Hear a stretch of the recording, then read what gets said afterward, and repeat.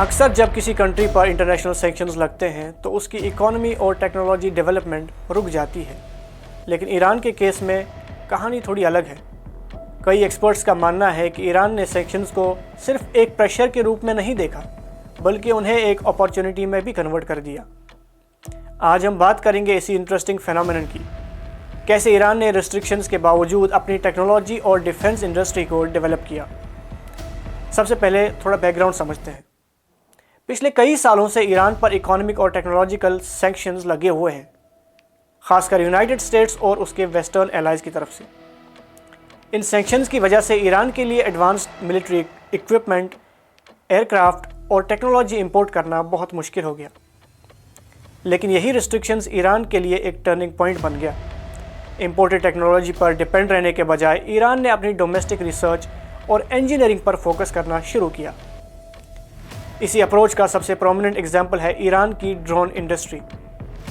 आज ईरान दुनिया की उन कंट्रीज़ में शुमार किया जाता है जिन्होंने रिलेटिवली कम कॉस्ट पर effective unmanned aerial vehicles develop किए हैं। इनमें से एक मशहूर सिस्टम है शाहिद 136, जो एक लॉइटरिंग ड्रोन है। ये ड्रोन्स कंपैरेटिवली चीप होते हैं और इन्हें लार्ज नंबर्स में प्रोड्यूस किया जा सकता है। कुछ एस्टिमेट्स के मुताबिक एक ड्रोन की कॉस्ट सिर्फ टेंस ऑफ थाउजेंड्स डॉलर्स तक हो सकती है, जो ट्रेडिशनल मिसाइल्स के मुकाबले में काफ़ी कम है।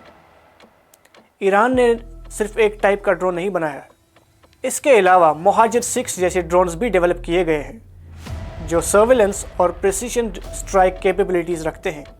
एक्सपर्ट्स के मुताबिक ईरान की ड्रोन इंडस्ट्री अब इतनी एक्सपैंड हो चुकी है कि कई कंट्रीज़ ने ईरान की ड्रोन इंडस्ट्री में अपना इंटरेस्ट दिखाना शुरू किया है। कुछ रिपोर्ट्स तो ये भी कहती हैं कि ईरान ने अपनी ड्रोन टेक्नोलॉजी को मल्टीपल रीजन्स तक एक्सपोर्ट भी किया है। यहाँ एक इंटरेस्टिंग चीज़ समझना ज़रूरी है। ईरान की स्ट्रेटजी काफ़ी सिंपल थी: low cost technology, mass production और इंडिजीनियस इनोवेशन। सैंक्शंस की वजह से ईरान को मजबूरन लोकल कंपनीज और इंजीनियरिंग पर डिपेंड करना पड़ा, जिससे धीरे धीरे एक पूरा डोमेस्टिक डिफेंस इकोसिस्टम डेवलप हो गया। तो अगर इस स्टोरी को एक लाइन में समराइज़ करें तो ये कहना गलत नहीं होगा कि सैंक्शंस का ऑब्जेक्टिव था ईरान की कैपेबिलिटीज़ को लिमिट करना, लेकिन कई केसेस में उन्होंने ईरान को सेल्फ रिलायंस की तरफ पुश कर दिया। और आज ईरान की ड्रोन इंडस्ट्री इसी सेल्फ रिलायंस का एक बड़ा एग्जाम्पल बन चुकी है।